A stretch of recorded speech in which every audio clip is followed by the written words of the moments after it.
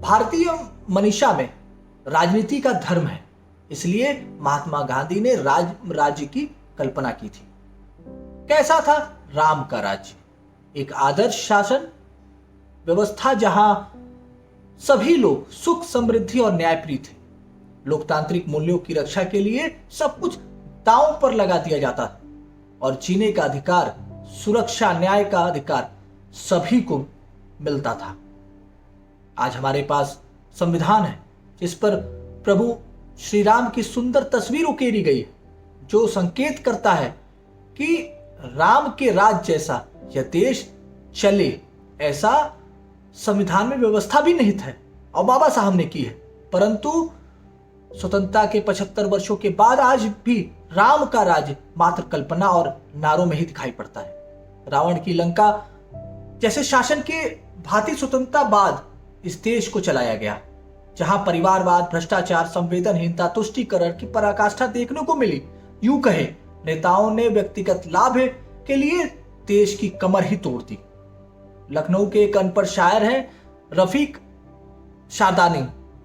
उनकी अवधि में एक मशहूर कविता की लाइन है, धूमिल भय गांधी के खाती, पहिरे लगे अवसरवादी, या तो पहिरे बड़े प्रचारी, देश का लूटो बारी बारी, जियो बहादुर खद्दरधारी। रफीक शादानी के चुभते शब्द सन 1950 के बाद से ही वोटरों की भारतीय नेताओं को लेकर पीड़ा रही। साल दर साल यह पीड़ा घाव बनता चला गया। जिसको जैसे और जब मौका मिला उसने भ्रष्टाचार और परिवारवाद की बहती गंगा में हाथ धोया। भारतीय राजनीति परिवारों तक सिमट गई। परिणाम स्वरूप फिर कोई जेपी लोहिया, चंद्रशेखर, दीनदयाल पैदा नहीं हुए। ऐसा भी नहीं है कि 2014 के बाद भ्रष्टाचार और परिवारवाद का यह घाव समाप्त हो गया, पर यह जरूर कहा जा सकता है घाव नासूर नहीं बना, जिसके आसार 80 के दशक से दिखाई पड़ रहे थे। हमें याद रखना होगा, स्वतंत्रता से पूर्व खद्दर आंदोलन के सम्मान और विश्वास का प्रतीक रहा है। क्रांतिकारियों की वेशभूषा रही है।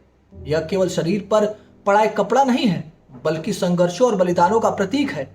लेकिन वही खद्दर स्वतंत्रता पश्चात पश्चिमी सेकुलर विचार के भंवर में फंसकर परिवारवाद और भ्रष्टाचार की भेंट चढ़ गया, यूं कहे गाली बन गया।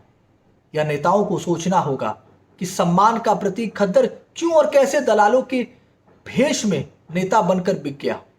जिसका वस्त्र है उसे ही इस गरिमा का ख्याल रखना होगा, अन्यथा वो दिन दूर नहीं जब लोग खद्दर पर थूकेंगे।